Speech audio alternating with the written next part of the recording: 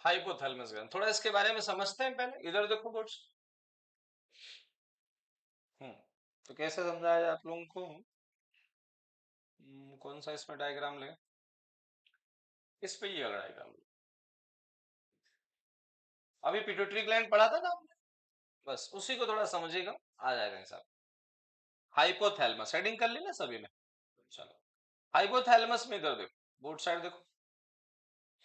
मैं आपको nervous system पढ़ा चुका हूँ, तंत्रिका तंत्र, उसमें पोन्सोन्स पढ़ा था हमने। ठीक, इसी में देखो, अगर इस वाले हिस्से को हम समझें, अरे तो इसमें तो दीदी आ गई,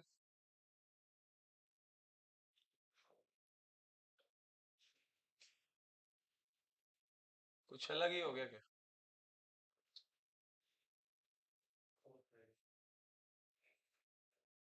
इसमें कई बार मुझे लगता है इतना ह्यूज समय लग जाता है जो चीजें। चलो देखो, समझो इधर। इस पे हमने अभी थोड़ी देर पहले समझा कि ये वाला जो हिस्सा आपको दिखाई दे रहा है, ये नीचे अंडा जैसा लटका हुआ दिख रहा है, ये पिट्यूटरी ग्लैंड। कौन सा वाला हिस्सा है? Pituitary gland. पिट्यूटरी ग्लैंड से ही जस्ट जुड़ा हुआ जो ये वाला हिस्सा आपको दिखाई दे रहा है, ये कौन सा है? हाइपोथैलेमस। तो सबसे पहले तो आपको याद रखना है कि जो हाइपोथैलेमस है, ये हमने नर्वस सिस्टम में भी पढ़ा था, अगर आपको याद हो। कुछ याद आ रहा है? CNS, central nervous system. Central nervous system में हमने पढ़ा था ब्रेन। ब्रेन के हमने तीन भाग पढ़े थे, for brain, mid brain, hind brain. और फॉर ब्रेन में तीन हिस्से पढ़े थे। सेरिब्रम, याद आया? सेरिब्रम के बाद क्या पढ़ा था? ऑल्फैक्टरी ग्लैंड, और एक और क्या पढ़ा था? हाइपोथैलेमस। कुछ याद आ रहा है?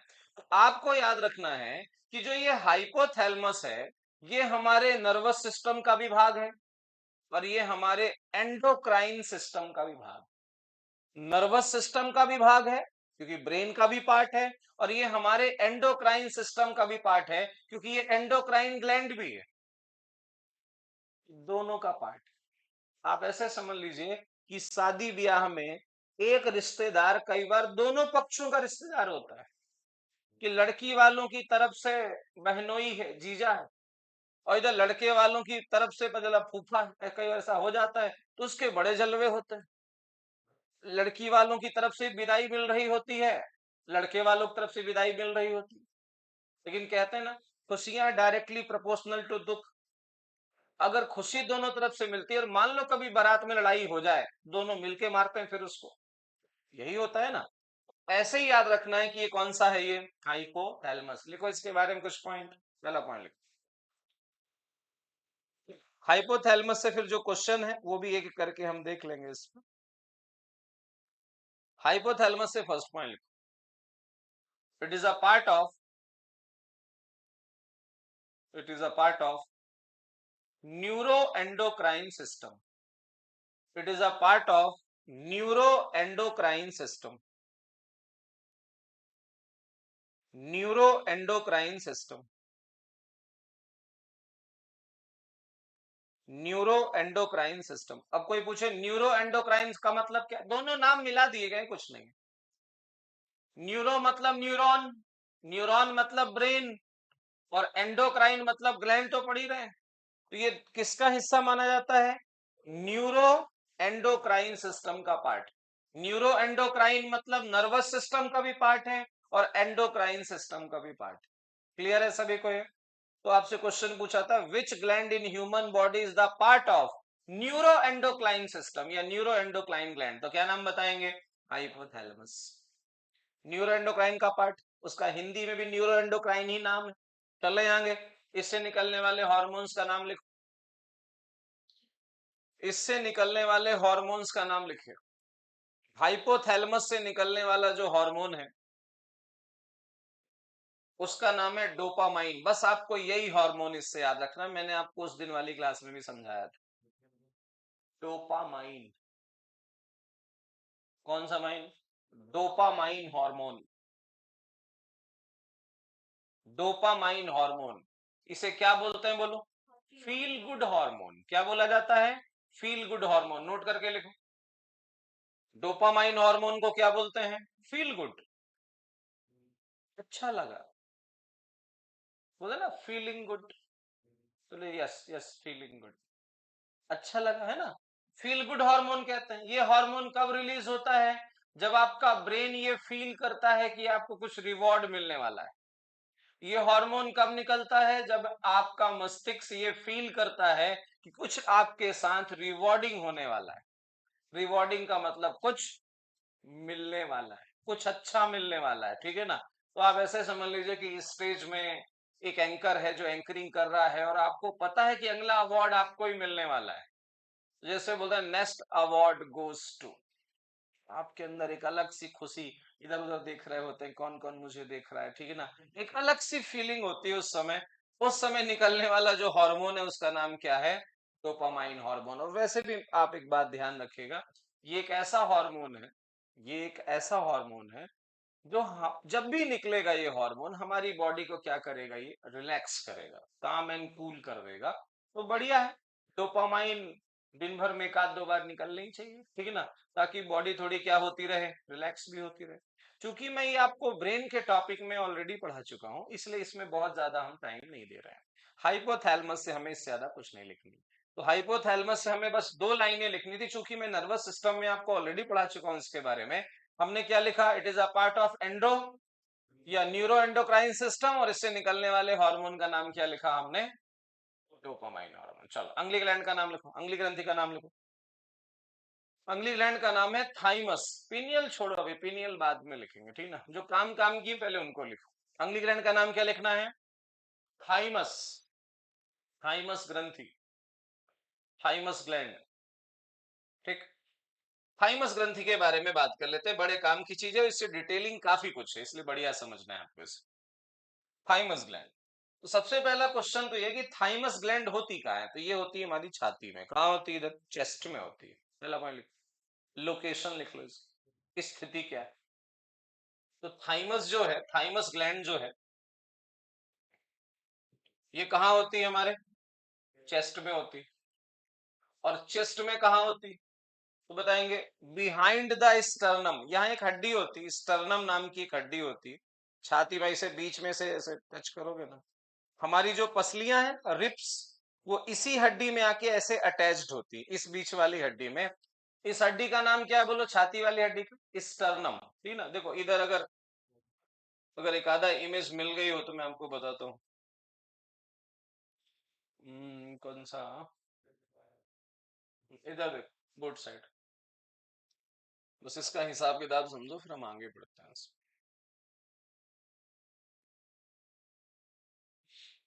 देखो ये थाइमस दिख रहा है इधर, ये जो पीला पीला दिख रहा है ना इधर से, यही वाली ग्रंथि जिसका नाम क्या है? थाइमस है। कहाँ होती है? हमारे चेस्ट में होती है। दोनों लंग्स के कहाँ होती है? बीच में होती है। दोनों लंग्स के बीच में होने के कारण एक हड्डी होती है यहाँ ऊपर, स्टर्नम नाम की हड्डी, उसके जस्ट कहाँ होती है? पीछे होती है। तो दो चीजें याद रखिएगा कि थाइमस नाम की ग्रंथि होती कहाँ है? चेस्ट में। चेस्ट में कहाँ होती है? Behind the sternum. स्टर्नम हड्डी के कहाँ होती है? पीछे होती है। क्लियर है सभी को? एक नोट और लगाओ, इसके बारे में लिखो। यह ग्रंथि, लोकेशन लिख ली सभी लोगों ने, स्थिति लिख ली। देखो यह ग्रंथि केवल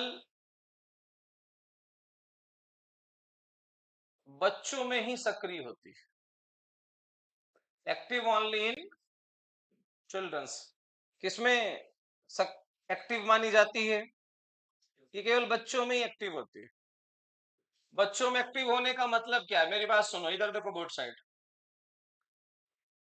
एक अवस्था होती है जिसको बोलते हैं प्यूबर्टी। क्या बोलते हैं? प्यूबर्टी।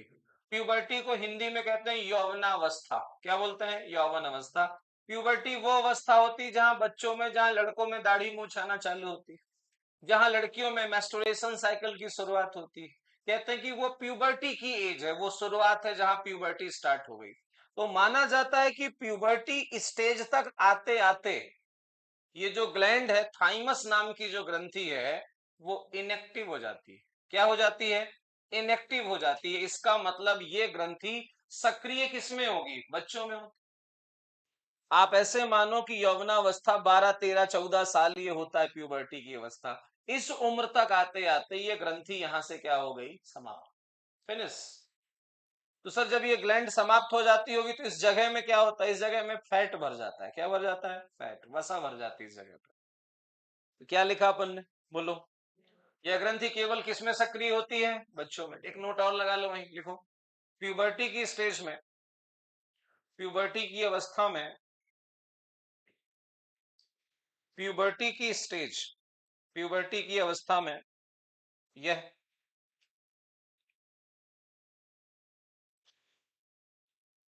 काम करना बंद कर देती। तो इसे आप कैसे लिख सकते हैं, this gland active is until puberty.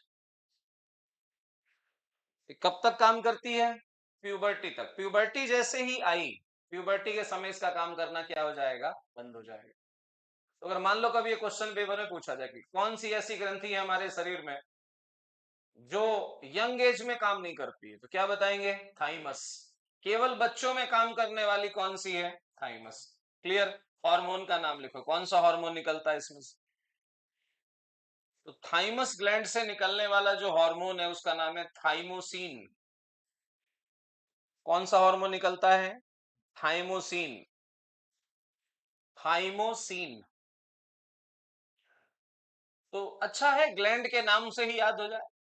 Thyroid से निकलने वाला थायरॉक्सिन, पैराथायराइड से निकलने वाला पैराथायरॉक्सिन, और थाइमस से निकलने वाला थाइमोसिन। अब ये थाइमोसिन हार्मोन काम क्या करता है, नोट करो। थाइमोसिन हार्मोन का कोई काम बताएगा आप में से, एनीवन, क्या काम करता है, लिखो, चलो चलो लिखो। इसका काम होता है development of T cell, development of T cell. अब इसको समझना पड़ेगा भाइयों आप लोगों को, है ना। डेवलपमेंट ऑफ टी सेल, किसका डेवलपमेंट करती है ये, टी सेल। ये जो हार्मोन है किसका काम, किसका विकास करता है, टी सेल। अब आपको टी सेल समझना है थोड़ा सा, ठीक है ना। एक लाइन और लिख लीजिए इसके पहले मैं आपको टी सेल समझाऊं, लिखो। Thymus gland is the part of nervous system. Thymus ग्रंथि प्रतिरक्षा तंत्र का भाग है। थाइमस ग्लैंड जो है वो किसका पार्ट है, नर्वस सिस्टम का पार्ट है हमारे। नर्वस सिस्टम मतलब प्रतिरक्षा तंत्र का हमारे भाग है। अब इधर देखो, पेन सब नीचे रख दो, अब थोड़ा बोर्ड साइड समझो सभी, क्योंकि हम बात किसके बारे में करने वाले हैं, टी सेल के बारे में। पहली बात तो ये समझेंगे ये टी सेल है क्या, फिर टी सेल का काम क्या होता है, और फिर जब टी सेल की कमी उमी हो जाएगी तो क्या दिक्कत होगी, इन सब के बारे में हमें बात करना है। और जब टी सेल हम पढ़ रहे होंगे तो टी सेल के साथ साथ हमें क्या पढ़ना है, बी सेल भी पढ़ना है। ये दोनों कहानियां यही समझ में आएंगी। तो देखो कहानी क्या है कि हमारे ब्लड में, हमारे रक्त में एक सेल होती है जिसको हम बोलते हैं डब्ल्यूबीसी। क्या बोलते हैं, डब्ल्यूबीसी। ये हमने पढ़ा है ब्लड के टॉपिक में। रक्त में एक कोशिका होती है जिसका नाम है डब्ल्यूबीसी, और हम सभी समझते हैं, हमने पढ़ा हो जैसे डब्ल्यूबीसी हमारे शरीर के लिए सैनिक जैसे होते हैं। डब्ल्यूबीसी का काम क्या होता है, हमारे शरीर को रोगों से क्या करना, बचाना। और मैं जब आपको ब्लड का टॉपिक पढ़ा रहा था तो मैंने आपको बताया था कि ब्लड में जो डब्ल्यूबीसी होती है वो कुल कितने टाइप की होती है, 5 टाइप की। याद आ रहा है, जिसमें हमने पहला पढ़ा था कौन सा, न्यूट्रोफिल। फिर हमने क्या पढ़ा था, बेसोफिल। फिर क्या पढ़ा था, इयोसिनोफिल। फिर हमने पढ़ा था मोनोसाइट। फिर हमने पढ़ा था लिम्फोसाइट। क्या पढ़ा था, लिम्फोसाइट। याद आ रहा है कुछ। अब इन सभी में से ये 4 भूल जाओ आप, इसमें से केवल क्या याद रखो, लिम्फोसाइट। अब अगर आपसे कोई पूछे कि बताओ लिम्फोसाइट कितने टाइप का होता है, तो आप बताओ लिम्फोसाइट 2 टाइप का होता है। पहला बोलो, टी सेल, और दूसरा कौन सा, बी सेल। तो पहली गुत्थी तो यही सुलझा लो। कोई पूछे टी सेल क्या है, तो आप बताओ ये लिम्फोसाइट का टाइप, ये लिम्फोसाइट का प्रकार है। और कोई वही काउंटर क्वेश्चन कर दे कि बताओ लिम्फोसाइट क्या है, तो सर डब्ल्यूबीसी का प्रकार। डब्ल्यूबीसी क्या है, तो बताओ ब्लड में मिलने वाली सेल है। बस ध्यान रहे, जहां आप चुप हो गए वहीं से साइंस खत्म हो गई। आप क्लियर है? तो एक बार मैं फिर से पूछता हूं, बताइए लिम्फोसाइट क्या है? टाइप्स ऑफ डब्ल्यूबीसी, डब्ल्यूबीसी का प्रकार है ये। लिम्फोसाइट कितने प्रकार की होती है? कौन कौन सी? टी सेल और बी सेल। क्लियर? अब ढंग से सुनो, लिम्फोसाइट का काम क्या है? तो सर लिम्फोसाइट का काम है एंटी बॉडी का निर्माण करना। लिम्फोसाइट हमारे शरीर में क्या करती है? एंटीबॉडी बनाती है। अब सर एंटीबॉडी का क्या मतलब है? एंटीबॉडी का मतलब जैसे किसी रोग का हमला हमारे शरीर में हुआ, कोई रोगाणु, कोई जीवाणु, कोई वायरस, कोई बैक्टीरिया हमारे शरीर में आया, उस वायरस बैक्टीरिया को पहचान के लिम्फोसाइट उसके खिलाफ एक प्रतिरक्षा तंत्र बना लेता है, एक शील्ड बना लेता है। बात समझ में आ रही? बुलेट प्रूफ जैकेट समझते हो कि गोली लगी बुलेट प्रूफ जैकेट अगर हम पहने हुए हैं तो गोली का असर हमारे शरीर में नहीं होगा। आप 2 मिनट के लिए बुलेट प्रूफ जैकेट को एंटीबॉडी मान लो। आप क्या मान लो? अब आप ऐसे समझो सामने से कोई AK-47 चला रहा है तो भाई उसके लिए बुलेट प्रूफ जैकेट थोड़ी मजबूत होनी चाहिए। कोई सस्ता कोई कट्टा 150 रुपया वाला चला रहा है तो उसके लिए बुलेट प्रूफ जैकेट अलग होनी चाहिए। लेकिन जिस प्रकार से हमला उसी प्रकार से रक्षा।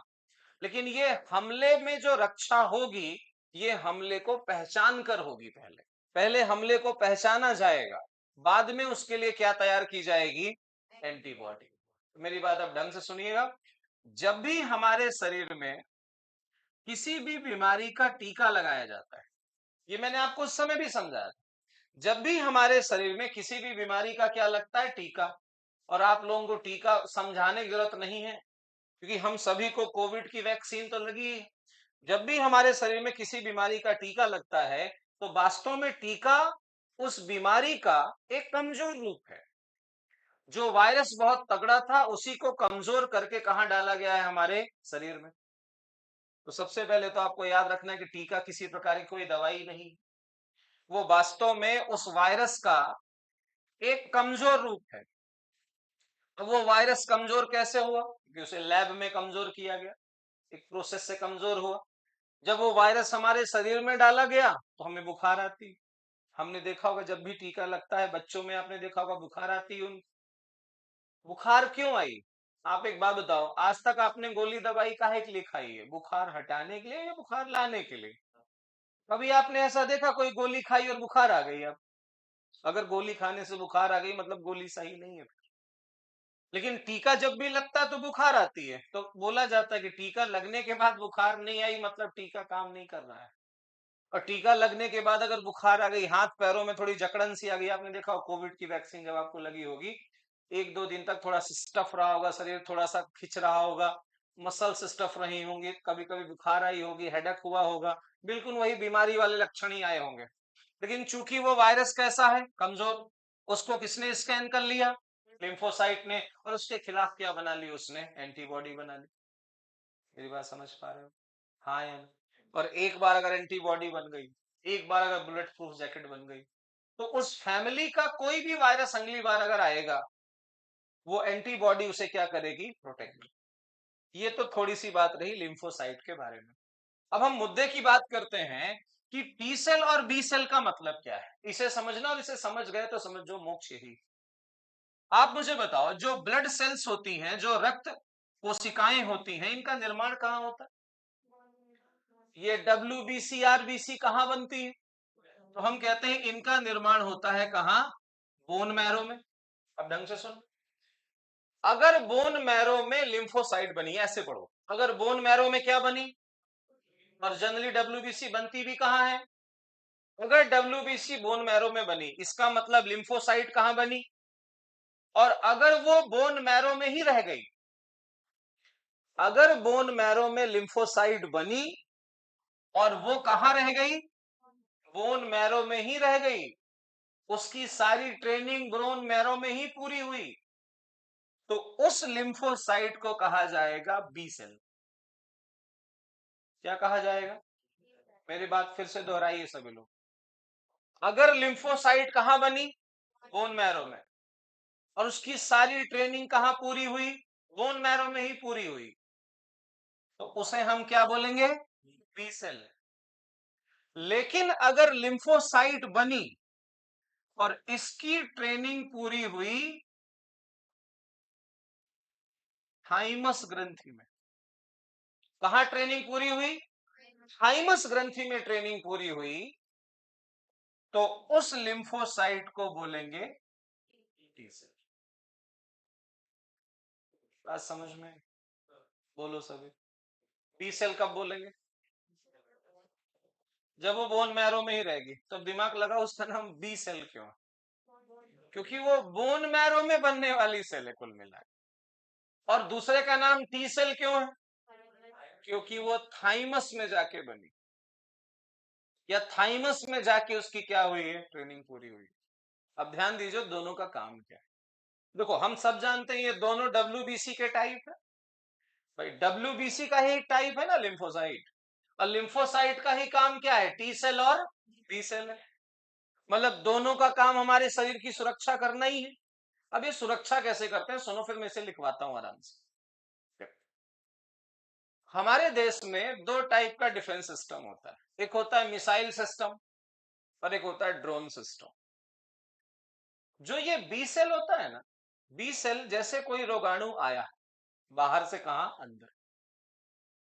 और ये मान लो हमारी कोशिका है, ये हमारी सेल है, और वो जो बैक्टीरिया है वो कहां घुसने वाला है? कोशिका के अंदर। तो इसके पहले वो बैक्टीरिया कोशिका के अंदर घुसे, उस बैक्टीरिया को या उस रोगाणु को सेल में घुसने से पहले ही खत्म करेगा कौन? जैसे पाकिस्तान मिसाइल भारत में लॉन्च करने वाला है और लॉन्च होने से भारत में तबाही आ सकती है, तो हमने पाकिस्तान का जो मिसाइल सेंटर है वहां अपनी मिसाइलें उठा के दाग दी हमने। बात समझ में आ रही भाइयों? पल्ले पड़ रहा है? हाँ या ना? बोलो क्या काम है इस बी सेल का? काम क्या है बोलो, जल्दी बोलो। अभी बोले ना हाँ समझ में आ गया। क्या समझ में आया? बी सेल का काम हमारे शरीर में रोगों से रक्षा करना है। लेकिन ये रक्षा कब करता है? सेल के अंदर या सेल के बाहर? सेल के बाहर। अब समझो, मान लो रोगाणु कहां घुस चुका है? सेल के अंदर। सेल पे उसका कब्जा हो चुका है, और हमें मालूम है कि एक सेल अगर संक्रमित हुई तो एक से दो, दो से चार, चार से आठ, आठ से 16, 16 से 32, पूरा एरिया संक्रमित हो जाएगा। तो अब काम यह है कि हमें इस कोशिका का बलिदान देना पड़ेगा। तो ये जो टी सेल होता है ना माय डियर, ये इस कोशिका के अंदर घुस के मारेगा उसको। ये ड्रोन हमला है। कौन सा हमला है? आतंकवादी कहां घुसे हुए हैं? घर के अंदर। पूरा घर उड़ा दो उठा के, उस कोशिका को ही उड़ा दो आप, पूरा का पूरा। कोशिका खत्म, जीवाणु खत्म, रोगाणु खत्म, कोशिका का बलिदान हो गया। लेकिन ये काम किसने किया? टी सेल ने किया। तो बताओ दोनों में से ज्यादा खतरनाक कौन सी? बी सेल या टी सेल? मिसाइल हमला या ड्रोन हमला? ड्रोन हमला में पता ही नहीं चलता, उड़ जाता है घर। टीवी में देखा होगा। लेकिन समस्या क्या है? अब ढंग से सुनना जो बोल रहा हूं। ये जो थाइमस ग्लैंड है, ये जो थाइमस ग्रंथि है, ये प्यूबर्टी की एज तक ही काम करती है, 12-13 साल तक ही काम करती है।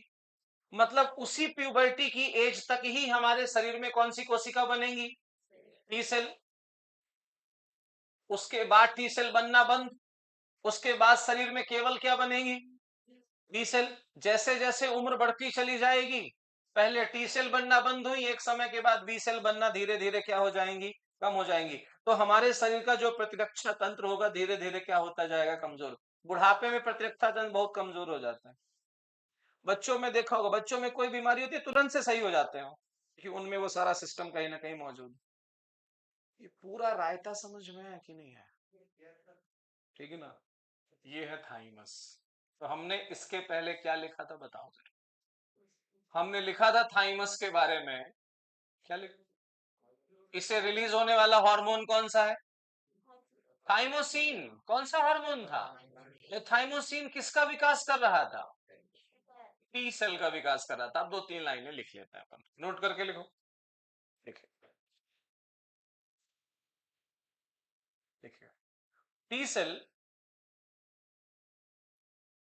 लिम्फोसाइट का type, T cell is the type of lymphocyte, T cell lymphocyte का एक प्रकार है। अब मैं आपको ये नहीं लिखवा रहा हूं कि लिम्फोसाइट इसका प्रकार है, मुझे उम्मीद है कि आपको मालूम होगा कि लिम्फोसाइट किसका प्रकार है, डब्ल्यूबीसी का। अब एक तरफ लिखो बी सेल, एक तरफ लिखो टी सेल, एक तरफ लिखो बी सेल, एक तरफ लिखो टी सेल। बी सेल की ओर लिखो, लिखो आई अटैक, किसकी ओर लिखना है, बी सेल की ओर लिखो। आई अटैक, ये बी सेल बोल रही है, कौन बोल रही है, आई अटैक इन्वेडर्स, इन्वेडर्स मतलब आक्रमणकारी, I attack invaders outside the cell, I attack invaders outside the cell, मैं आक्रमणकारियों को कोशिका के बाहर मारूंगी। ये कौन सी बोल रही है, बी सेल। बी सेल क्या कह रही है कि मैं इन्वेडर्स पे अटैक करूंगी, लेकिन कब, कोशिका के अंदर या कोशिका के बाहर, कोशिका के बाहर। टी सेल में लिखो आई attack invaders,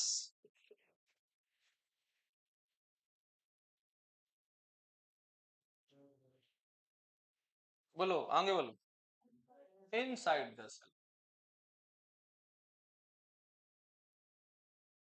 inside the cell, अथवा और, O R, I attack infected cell, मैं संक्रमित कोशिकाओं पे हमला करूं। किसने बोला, टी सेल। किस पे हमला होगा, संक्रमित कोशिकाओं में। I attack infected cell, I attack infected cell, ये कौन बोल रहा है, टी सेल। एक बार पूछ लिया जाए आप लोगों से, बताओ लिम्फोसाइट बी सेल कब कहलाएगी, लिम्फोसाइट बी सेल कब कहलाएगी, जब उसका डेवलपमेंट कहां होगा, बोन मैरो में। और वो टी सेल कब कहलाएगी, जब उसकी ट्रेनिंग कहां पूरी होगी, थाइमस में। और थाइमस में अगर ट्रेनिंग पूरी हो गई दोस्तों, तो घुस के मारने वाला हिसाब किताब है। लेकिन ये कब तक होगा, केवल प्यूबर्टी की एज के पहले। एक लाइन आखिरी लिख लो, नोट लगा के सभी लोग लिखो, उम्र बढ़ने के साथ, उम्र बढ़ने के साथ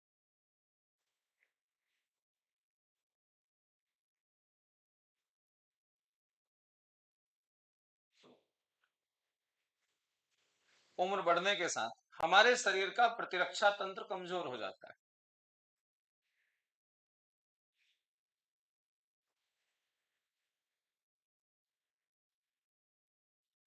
प्रतिरक्षा तंत्र, इम्यून सिस्टम, हमारी इम्यूनिटी धीरे धीरे क्या होने लग जाती है, कमजोर। उम्र बढ़ने के साथ साथ हमारा प्रतिरक्षा तंत्र क्या होने लग जाता है, कमजोर, जिसका कारण है धीरे धीरे टी सेल का बनना कम हो जाए, जिसका कारण है धीरे धीरे टी सेल का बनना क्या हो जाना, कम हो जाना।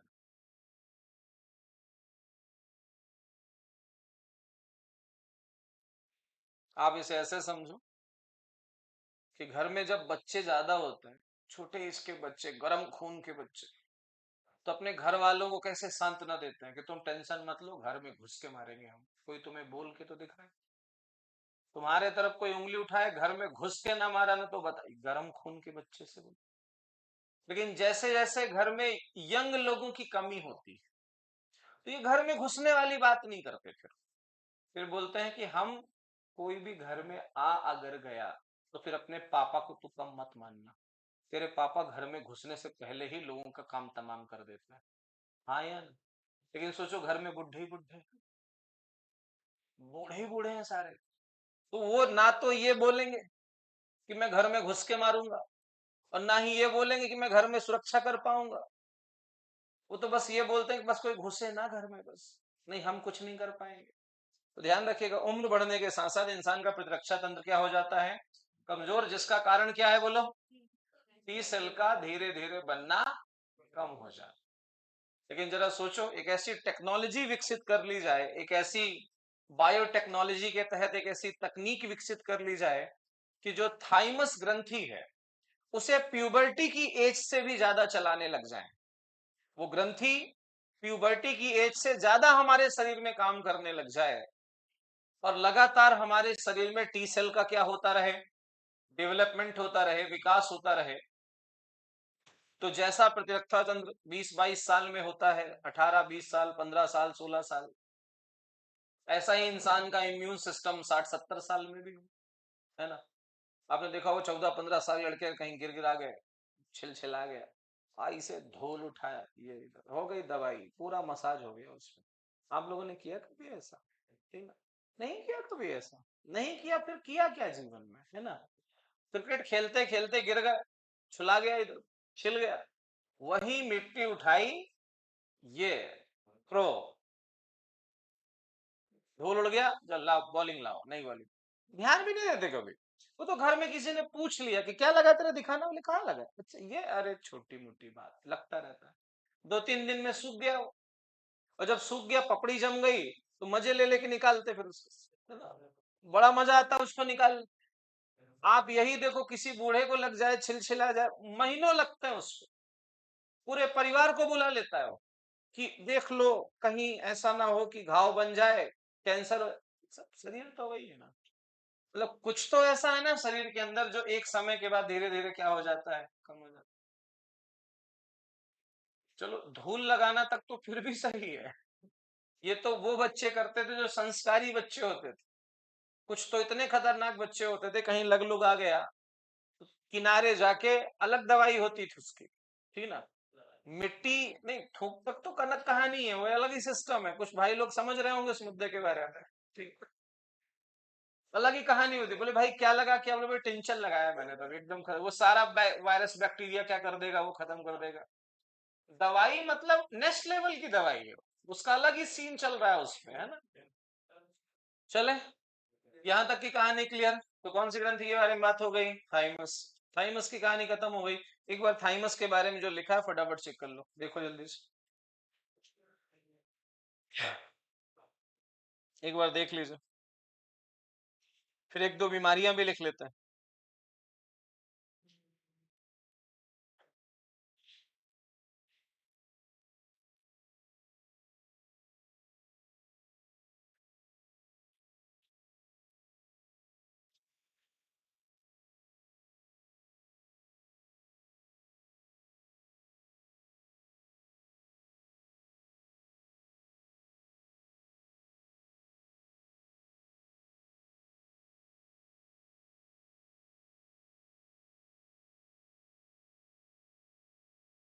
एक बीमारी का नाम लिखो, मेस्थीनिया ग्रेविस। क्या नाम लिखना है, मेस्थीनिया ग्रेविस। उम्मीद है, उम्मीद क्या, भरोसा है मुझे आप लोगों के ऊपर, इसे लिखकर 3 स्टार लगा लेना इसमें से। बीमारी का क्या नाम लिखना है, मेस्थीनिया ग्रेविस। मेथी मटर पनीर जैसा नाम है। क्या नाम है बीमारी का बोलो, मेस्थीनिया ग्रेविस। ये बीमारी कब होती है, जब हाइमोसिन, वो जो हार्मोन लिखा है ना अपन, जब वो हार्मोन हमारे शरीर में क्या बनता है, कम बनता है। बीमारी का नाम क्या है, myasthenia gravis. Myasthenia gravis, myasthenia gravis. बोलो जरा बीमारी का नाम, कारण लिखो, कारण क्या है। जब भी कोई बायोलॉजी की बीमारियों की बात करे ना, कि मुझे बायोलॉजी में सारी बीमारियां याद है, पूछ लो, कुछ भी पूछ लो तुम, तो अपनी तर्कस में 3-4 तीर रखो बीमारियों के, बोलो मेस्थीनिया ग्रेविस काहे से होता है, बस खत्म, टाटा गुड बाय हो जाएगा, ठीक ना।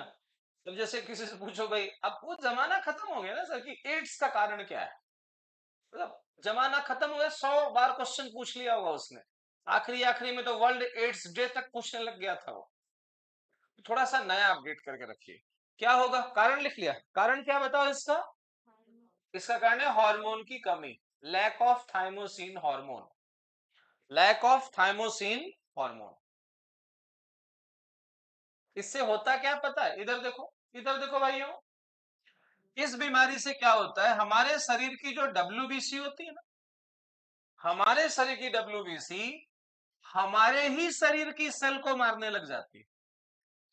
मतलब हमारी सेना हमारी ही कुटाई करने लग गई, हमारे बॉडीगार्ड हम ही को मारने लग जाए।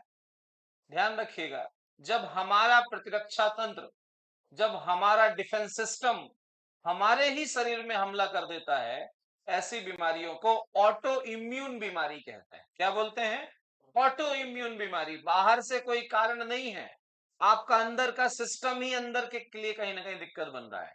तो जब मैस्थीनिया ग्रेविस नाम की बीमारी होती है, तो याद रखिएगा हमारे शरीर की डब्ल्यूबीसी हमारे ही शरीर की कोशिकाओं को नष्ट करने लग जाती है। आपने सुना होगा ना, श्रीलंका की सेना ने श्रीलंका पर ही कब्जा कर लिया। अरे सुना है कि नहीं? धीरे से बोल रहे हो, सुना है कि नहीं? फिर नहीं सुना है सर, अभी सुना, 1 मिनट पहले ही। म्यांमार में सुना ना, म्यांमार की सेना ने म्यांमार पर ही कब्जा कर लिया। अब सुको, सेना आदमी काहे बनाता है? दूसरों से रक्षा के लिए ना। तो वो खुद के ही देश में कब्जा कर लिया उसने उठा के। तो लिखो क्या होगा इस, लिखो इस बीमारी के कारण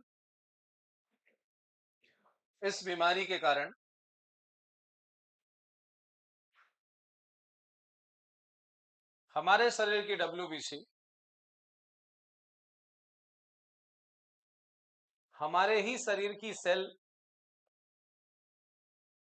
हमारे ही शरीर की सेल टिश्यू मसल्स को समाप्त करने लगती है।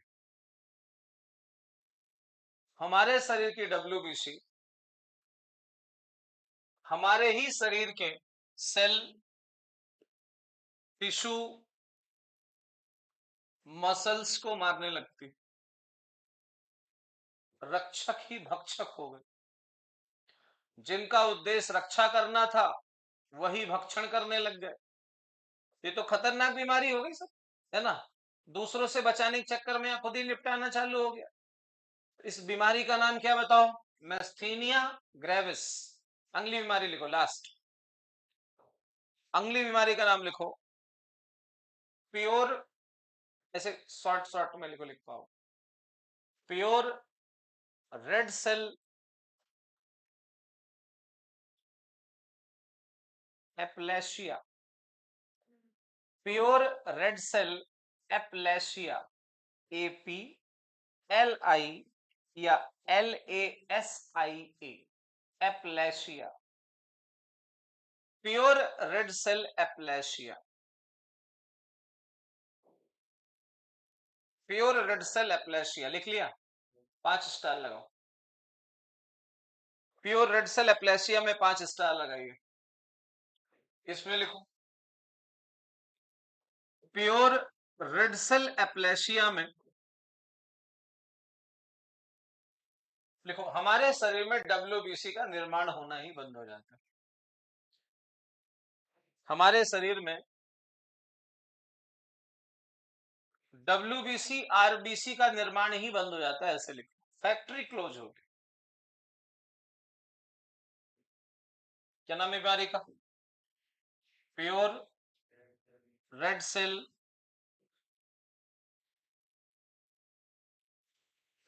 एप्लेशिया। इस बीमारी में क्या होता है बोलो? डब्ल्यूबीसी आरबीसी बनना ही क्या हो गई? बंद। बड़ी खतरनाक बीमारी है भाई। एक बीमारी में हमारी डब्ल्यूबीसी हम ही को कूटना चालू कर देती, और दूसरी वाली बीमारी में बनता ही सिस्टम ही खत्म हो गया, सेना ही खत्म हो गई। दोनों बीमारियां खतरनाक। ठीक, तो यहां से कौन सी वाली ग्लैंड खत्म हो गई? हमारी थाइमस। कौन सी खत्म हो गई? थाइमस। क्लियर? आगे आओ, एड्रिनल ग्लैंड, जल्दी से लिखो। अगली ग्लैंड का नाम क्या लिखना है? एड्रिनल। जल्दी से लिखो, आज पूरा कर ही लेते हैं उस। एड्रिनल ग्लैंड, एड्रिनल ग्रंथि। जब तक एड्रिनल ग्लैंड से की कुछ इमेजेस निकल रही हैं, आप तब तक थाइमस चेक कर लो। थाइमस में जो लिखा है एक बार उसे चेक कर लीजिए। एड्रिनल ग्लैंड देख लेते हैं।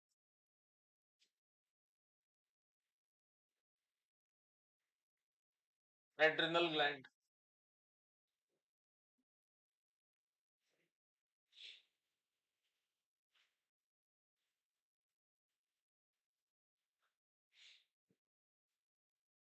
ये बड़े काम की है। ये इधर दिख रहा है टोपी ऐसा कुछ इधर, किडनी के जस्ट ऊपर होती है।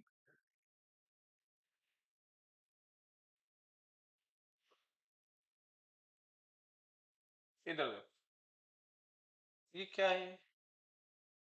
कुकीज प्रेफरेंस, कुकी प्रेफरेंस क्या है? एक्सेप्ट, चल भाड़ में जाने दो इसको। इधर देखो तुम, एड्रिनल ग्लैंड हेडिंग कर लिया सब इन्हें। ये जो राजमा का दाना दिख रहा है ना, ये हमारी किडनी है। क्या है ये? अब ढंग से सुनना जो मैं बोल रहा हूँ, ठीक है? मैंने आपको पहले भी क्लासेस में बताया होगा कि जो हमारी किडनी होती है, ये वाला हिस्सा, इस किडनी को हम क्या बोलते हैं? रीनल। क्या बोलते हैं? रीनल। मेडिकल भाषा में किडनी को रीनल कहा जाता है।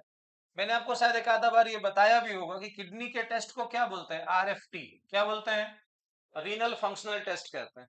अब आप ऐसे समझो कि जैसे मैंने टोपी लगाई है ना, ये ऐसे किडनी भी टोपी लगाए रहती है ऐसे।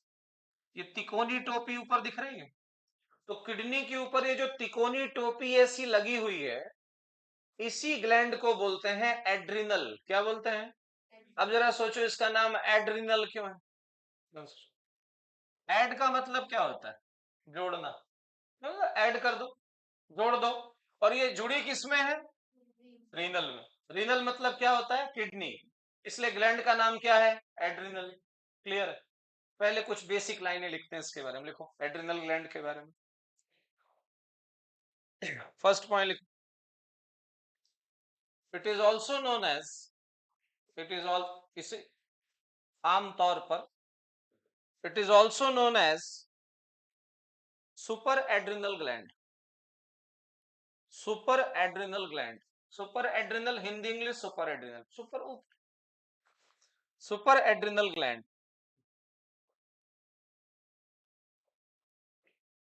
अब मेरे और आपके बीच की एक बात लिख लो ऐसे साइड में। यह ग्रंथि तिकोनी टोपी के जैसी, ये केवल समझने के लिए आप लिख लो। यह ग्रंथि तिकोनी, तिकोनी मतलब तीन कोण की। इधर देखो तो ये तिकोनी ज्यादा अच्छे समझ में आएगा इसे।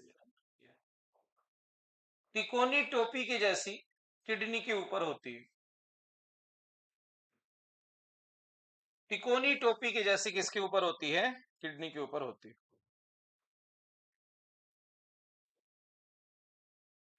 ठीक। हार्मोन का नाम लिखो, कौन सा हार्मोन रिलीज करती है? एड्रिनल ग्लैंड से रिलीज होने वाला जो हार्मोन है, उसका नाम लिखो एड्रिनालीन। एड्रिना, ADRENA, एड्रिना, LINE, एड्रिनालीन। अरे बोरोलीन, सुना? बोरोलीन नहीं बोलना है, क्या बोलना है? एड्रिनालीन बोलना है। अब बोरोलीन का लीन उठा लो और एड्रिनल का एड्रिना उठा लो, तो मिला के क्या बोलोगे? एड्रिनालीन। लगाओ 3 स्टार एड्रिनालीन पे। एड्रिनालीन हार्मोन जो है, इसी का एक नाम और है एपिनेफ्रीन। नाम लिखो, इसी हार्मोन को एपिनेफ्रीन भी कहते हैं। एपिनेफ्रीन, एपिनेफ्रीन, बोलो सभी। एपिनेफ्रीन इसी का नाम है और कुछ नहीं है ना। तो बताओ हार्मोन का नाम बोलो, क्या था मेन हार्मोन? एंड्रीना नहीं भाइयों, एड्रीना। क्या है? एड्रीनालीन। क्या नाम है? एड्रीनालीन। फिर से बोलो, एड्रीनालीन। और इसी का एक नाम और क्या है? एपिनेफ्रीन। भूलने लग जाए तो सुनो, किडनी के अंदर जो कोशिकाएं होती हैं उन्हें बोलते हैं नेफ्रॉन। क्या बोलते हैं? नेफ्रॉन। क्योंकि ये नेफ्रॉन के ऊपर होती है, तो बायोलॉजी में कोई चीज ऊपर होती बोलते हैं उसे एपी, और अंदर होती तो एंडो। Epidermis, endodermis. किडनी के अंदर कोशिकाओं का नाम क्या है? नेफ्रॉन। और ये ऊपर है तो बोलोगे एपिनेफ्रॉन। क्या बोलेंगे? एपिनेफ्रॉन। तो बताइए क्या नाम था हार्मोन का मेन? एड्रिनालिन, और इसका एक नाम और कौन सा था, एपिनेफ्रीन। क्लियर है सभी को, एपिनेफ्रीन, नेफ्रीन से नेफ्रॉन निकाल लेना। अब इस हार्मोन का काम लिख के आओ। ये जो हार्मोन है इसका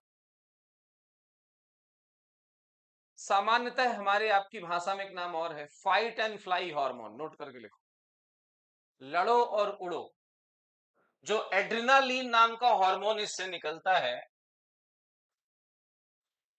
एड्रिनालिन नाम का जो हार्मोन इससे निकलता है, जिसे एपिनेफ्रीन भी कहते हैं, इस हार्मोन का काम है लड़ो और उड़ो।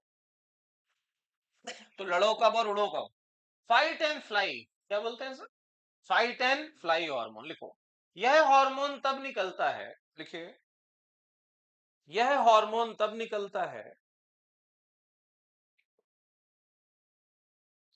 जब हमारा शरीर या जब हमारी बॉडी स्ट्रेस में होती, तनाव में होती, तनाव में, घबराहट में, भनभनाहट में, सनसनाहट में, थरथराहट में, जब भी हमारे शरीर के साथ कोई दिक्कत, तब ये हार्मोन निकलता है। अब इसकी कहानी सुनो, मैंने आपको पहले ही बताया, इधर देखो बोर्ड साइड। जैसे मान लो 3 मंजिला इमारत, कितनी इमारत है, 3 मंजिल, ये ग्राउंड फ्लोर है, ये फर्स्ट फ्लोर है, ये सेकंड फ्लोर है, ये थर्ड फ्लोर, और पता चला ग्राउंड फ्लोर में यहां आग लग गई, और आग की जो लपटें हैं वो कहां तक जा रही हैं, थर्ड फ्लोर तक जा रही, और आपने इसे खिड़की खोली, देखी एकदम होली जैसे बने हो आप, चारों तरफ क्या लगी है, आग, घबरा गए आप, भयंकर घबराए हो, आपने तीसरे माले से क्या लगा दी, छलांग लगा दी। वैसे आप कुर्सी से नहीं कूदते कभी नीचे, लेकिन उस समय चूंकि आप स्ट्रेस में थे, तनाव में थे, पता नहीं कौन सी ऐसी एनर्जी आपके अंदर आ गई, तीसरे माले से क्या लगा दी आपने, छलांग लगा दी। छलांग लगाई, पैर फ्रैक्चर भी हो गया, टूटने के बावजूद भी किलोमीटर दौड़ गए आप। समझ में आया? वो जो एनर्जी मिलती है वो इसी हार्मोन से मिलती है, एड्रेनालिन से। 1 किलोमीटर दौड़ के बच गए। अरे कुछ दर्द सा हो रहा है कुछ, किसी ने टूट गया तेरा पैर, इतना दौड़ कैसे लिया तूने, बोले भाई मुझे खुद ही नहीं मालूम कैसे दौड़ लिया मैं। बात समझ में? तो फाइट, किसी को बोलते हैं ना फाइट, हमने उस संकट की घड़ी से क्या किया, फाइट किया, और फाइट करने के साथ साथ हम फ्लाई भी हुए, उड़े भी हम वहां। वो तो थोड़े समय के बाद पता चला कि क्या डैमेज हुआ है।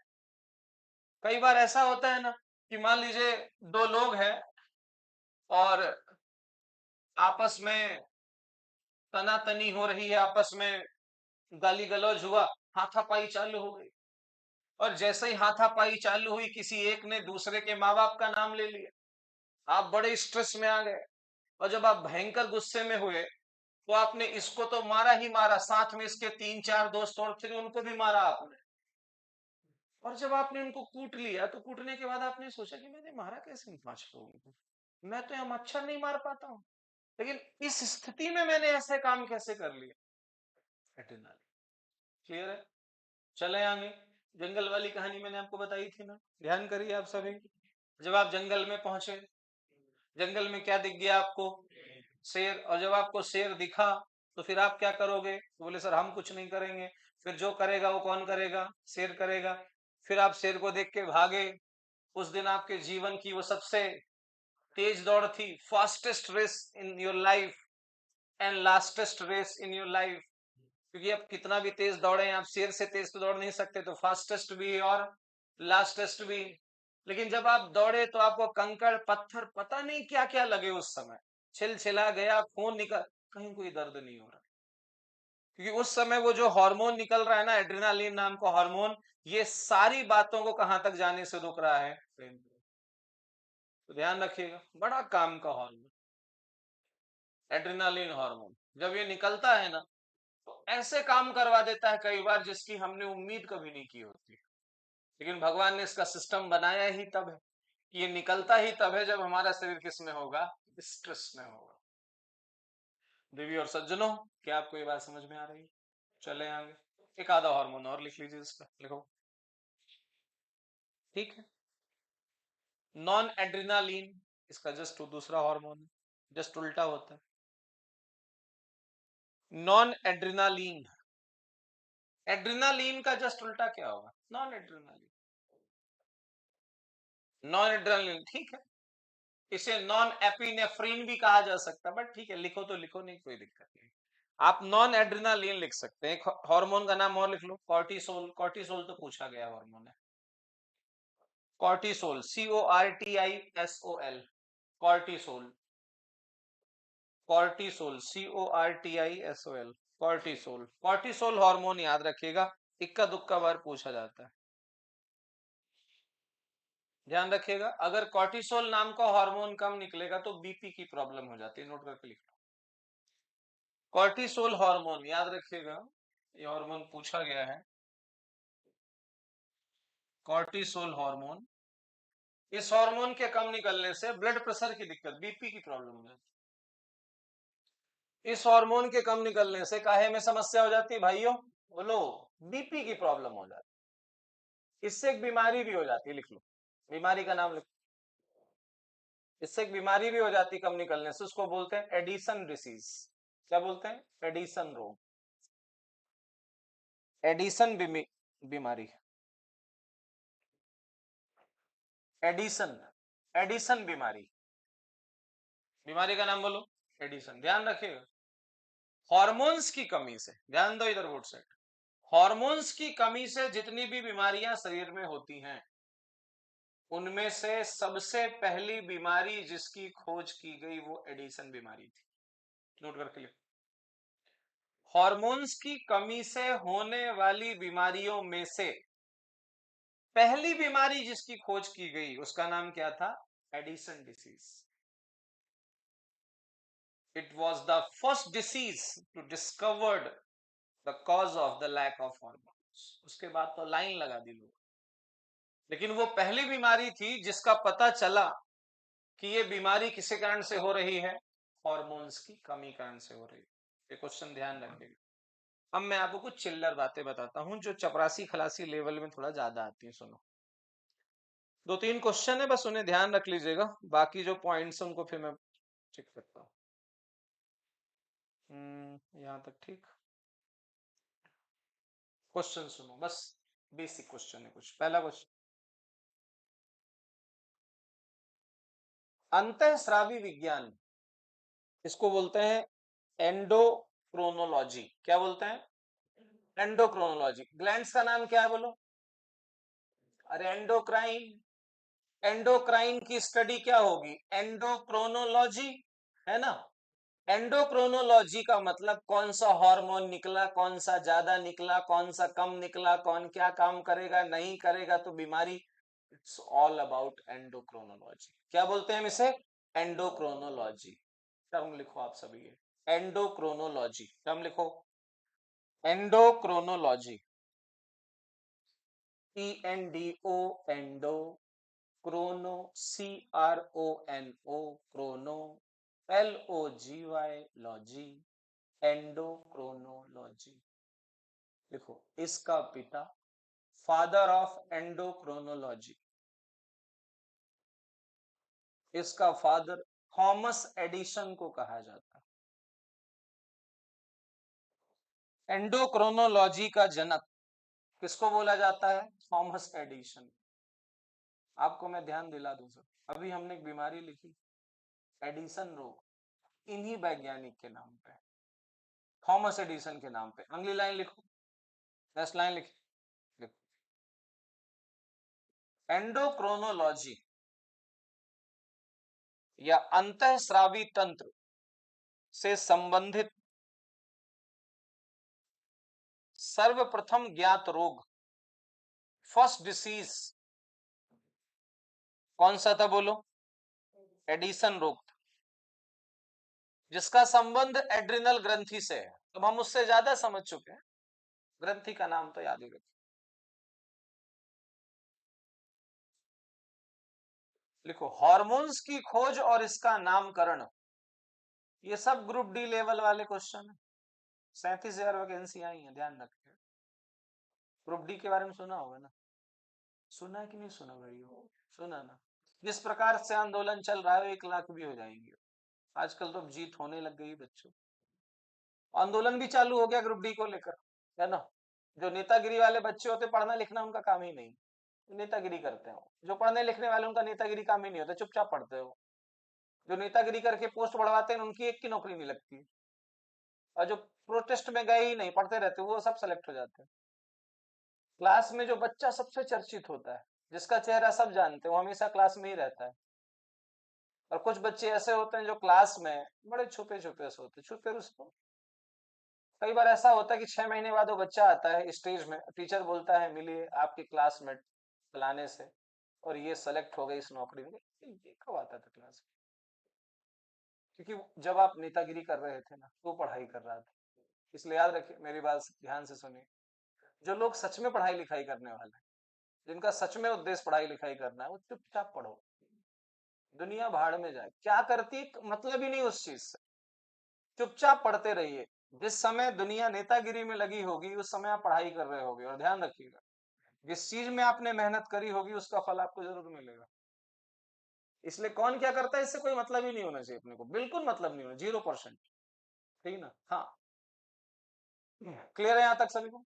तो क्या लिखा हमने? हार्मोन शब्द की खोज और उसका नामकरण स्टार्लिंग नामक व्यक्ति ने किया था। नाम नोट करो।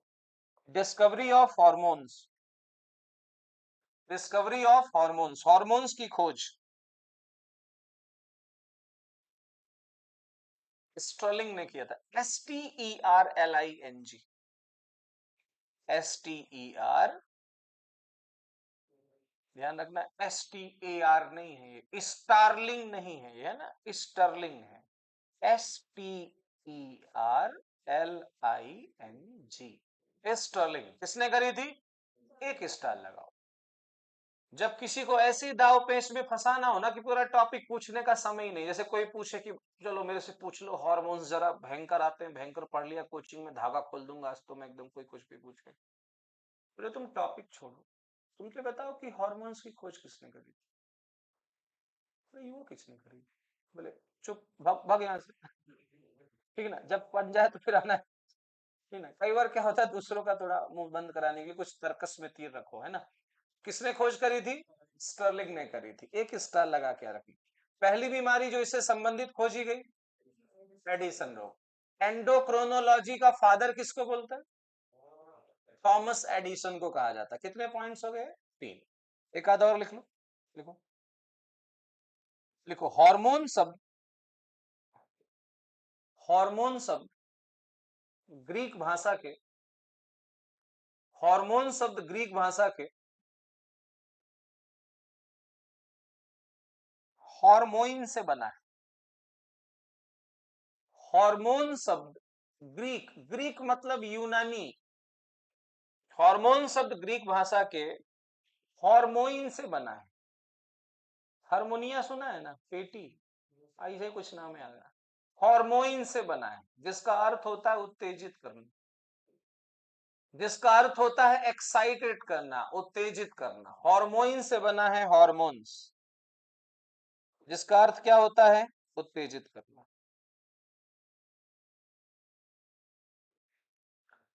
अगला पॉइंट, कितने हो गए? 5 वाले। हॉर्मोन्स मुक्त है, hormones mainly made by, hormones मुक्त है प्रोटीन, हॉर्मोन्स मुक्त है प्रोटीन, ब्रैकेट में एमिनो एसिड। अगर आपको ध्यान हो तो प्रोटीन 20 एमिनो एसिड का ग्रुप होता है। हॉर्मोन्स मुक्त है प्रोटीन, ब्रैकेट में एमिनो एसिड, कॉमा,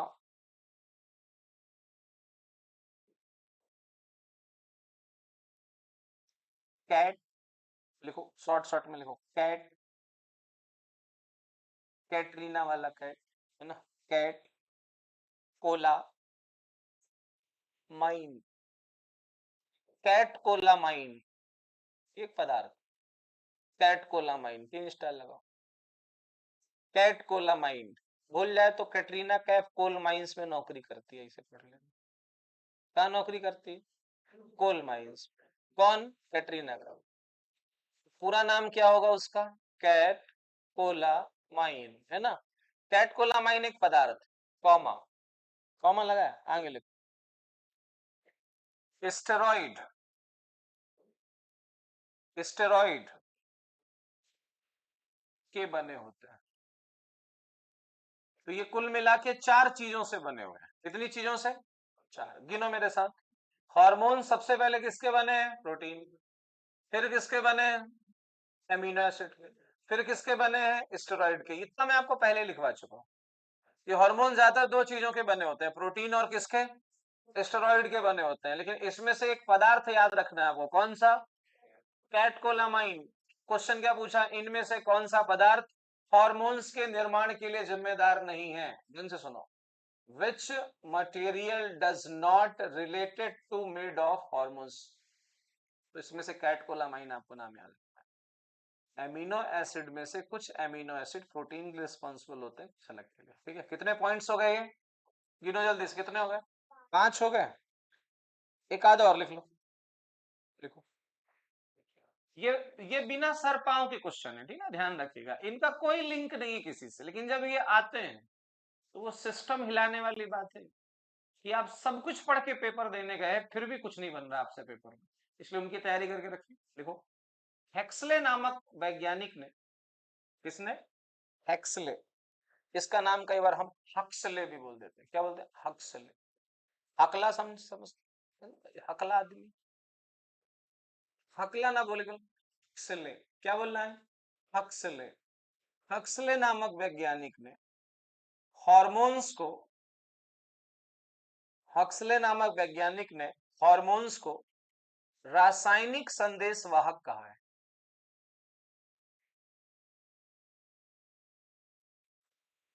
क्या बोला है? बोलो। केमिकल मैसेंजर लिखवाया था मैंने आपको। हॉर्मोन्स क्या होते हैं? केमिकल मैसेंजर होते हैं ना। किसने बोला था ये? एक्सले ने बोला। लास्ट पॉइंट लिखो। सबसे पहला खोजा गया हार्मोन, सबसे पहला खोजा गया hormone, first hormone to discover या फर्स्ट डिस्कवर्ड हार्मोन सिक्रिटीन था। पहला खोजा गया हार्मोन कौन सा था? सिक्रिटीन। पढ़ेंगे हम इसके बारे में। सिक्रिटीन, सिक्रिटीन, बोलो सभी। सिक्रिटीन, ये खोजा गया पहला हार्मोन था। कौन सा? बोलो। सिक्रिटीन। क्या नाम है हार्मोन का? सिक्रिटीन हार्मोन। लास्ट पॉइंट, ये सच में लास्ट। कितने हो गए? 8वां लिखो। हार्मोन सामान्यतः 3 प्रकार के होते हैं। हार्मोन सामान्यतः 3 प्रकार के होते हैं।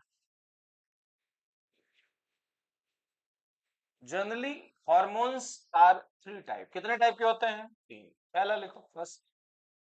पहला होता है steroid hormones. Steroid hormones, steroid hormones, नाम से क्लियर। ये हार्मोन किसके बने होंगे? बोलो। स्टेरॉइड के। एग्जांपल लिखो।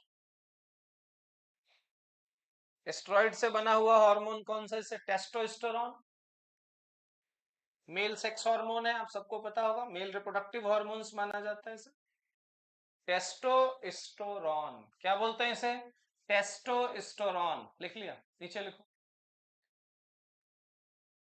स्टेरॉइड हार्मोन, स्टेरॉइड हार्मोन जल में अघुलनशील होते हैं, वाटर में इनसॉल्युबल होते हैं। जल में अघुलनशील होते हैं, पानी में नहीं घुलेंगे, ध्यान रख। फेविकोल समझते हो? फेविकोल पानी में डाल दो, तो जैसे डालोगे फेविकोल वैसे जाके उसकी पेंदी में जाके बैठ जाएगा। पानी में ये हार्मोन्स नहीं घुलेंगे, ध्यान रखिएगा। लिपिड में घुल जाते हैं। किसमें घुल जाते हैं? लिपिड में। लिखिए, लिपिड में घुलनशील होते हैं। कई बार क्या होता है दोस्तों, हम सब कुछ पढ़ के जाते हैं, कौन से हार्मोन से कौन सी बीमारी होती है, कौन सा हार्मोन कौन सी ग्रंथि से निकलता है, लेकिन मजाल है कि एक क्वेश्चन कॉन्सेप्ट से पूछे फिर आपसे।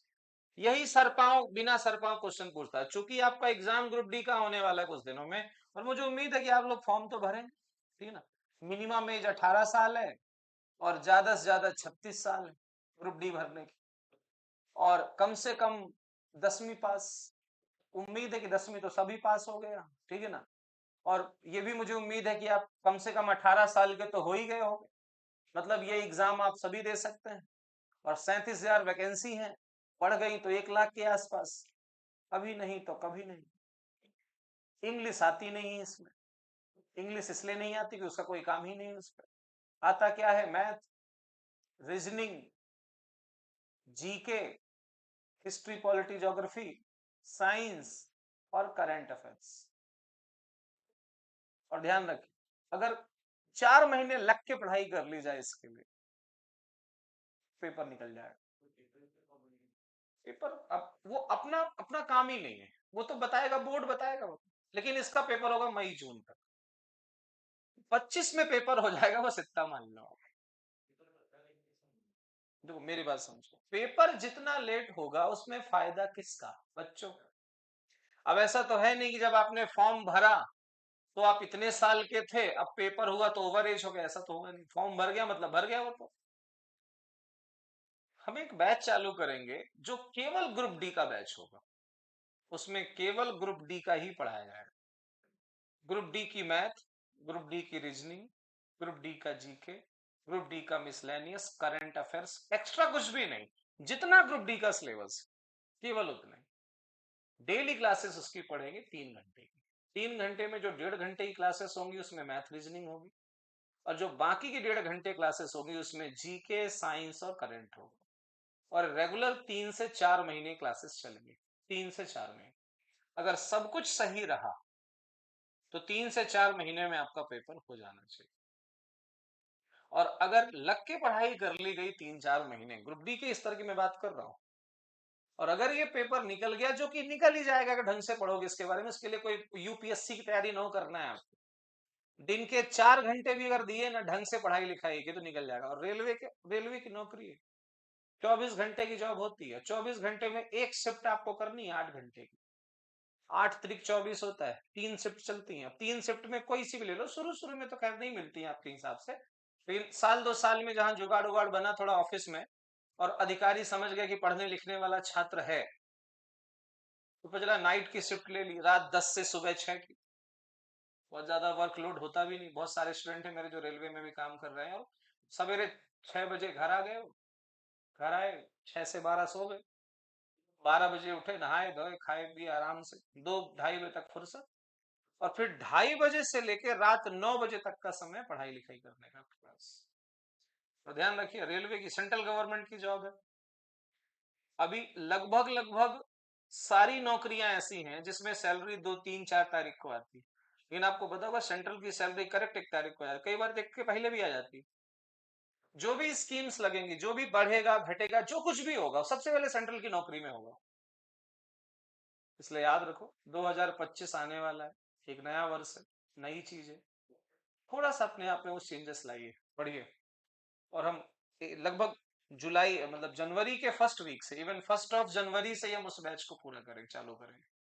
गिनती से उसमें से 2 या 3 फैकल्टी आपको पढ़ाएंगे, जिसमें जो जीएस, साइंस और करंट का पोर्शन होगा वो मैं पूरा करवाऊंगा आपको, और जो मैथ्स और रीजनिंग का पोर्शन हो, मैथ्स और रीजनिंग, वो आपको सचिन सर पूरा करवाएंगे, ठीक है ना। वो मैथ्स भी पूरा करवाएंगे और रीजनिंग भी पूरा करवाएंगे, और उससे ज्यादा कुछ आता नहीं उसी, ठीक है ना। और ये regular Monday to Friday batch चलेगा, सोमवार से लेके शुक्रवार तक। शनिवार को उसका टेस्ट हुआ करेगा। 3 से 3.5-4 महीने का आपका ये कोर्स होगा पूरा का पूरा, ठीक है ना। और अधिक जानकारी के लिए मेरे से संपर्क करें, ठीक है ना। चलिए, कहां तक पहुंच गए थे अपन, क्या लिख रहे थे, आखिरी लाइन क्या लिखी थी, अरे पॉलिटी भी तो पढ़नी है आज अपने को, है ना, जल्दी बताओ क्या लिखा था। हाँ, ये किस में घुल जाते हैं, लिपिड में घुलनशील होते हैं, जबकि पानी में अघुलनशील होते हैं। 2 टाइप और लिख लो कौन से होते हैं। हॉर्मोन्स के 2 टाइप और होते हैं, एक होता है प्रोटियोन्स, प्रोटियोन्स, प्रोटियोन्स, कई बार उसे प्रोटीन्स भी बोल देते हैं। क्या बोल देते हैं? प्रोटीन्स। कौन सा? प्रोटीन से बनने वाले को क्या बोलेंगे? प्रोटीन्स। और एक को बोलते हैं अमीन्स। वो सुना ना, अमीन। अमीन ना बोल के अमीन्स। एमिनो एसिड से जो बनेंगे उन्हें क्या बोलेंगे? अमीन्स। और जो प्रोटीन से बनेंगे, प्रोटीन्स। एक एक लाइन लिख लो, ऐसे साइड में लिखो। पहले प्रोटीन्स में लिखो, एग्जाम्पल लिखो, जैसे इंसुलिन, इंसुलिन, ऑक्सीटॉक्सिन। ये मैंने पढ़ाया था आप लोगों को, ऑक्सीटॉक्सिन याद होगा, है ना? इंसुलिन, ऑक्सीटॉक्सिन किसके एग्जाम्पल है बोलो? ये प्रोटीन्स के एग्जाम्पल है। अमीन्स के लिख लो, जैसे लिखो थायरॉक्सिन, आज पढ़ाया ना, थायरॉक्सिन। एड्रिनेलिन, अभी पढ़ा थोड़ी देर पहले, एड्रिनेलिन। ये सब किसके एग्जाम्पल हैं? अमीन्स, है ना? अमीन्स के एग्जाम्पल। पता है ये कहानी कैसी? ये कहानी एकदम बेसिक सी है, बहुत सामान्य क्वेश्चन बनाएगा। इनमें से कौन सा हार्मोन अमीन्स है, या इनमें से कौन सा हार्मोन अमीन हार्मोन है? सब पढ़ा, लेकिन क्वेश्चन ही नहीं पढ़ा इसके बारे में, वहां गलती होने के चांसेस। चलो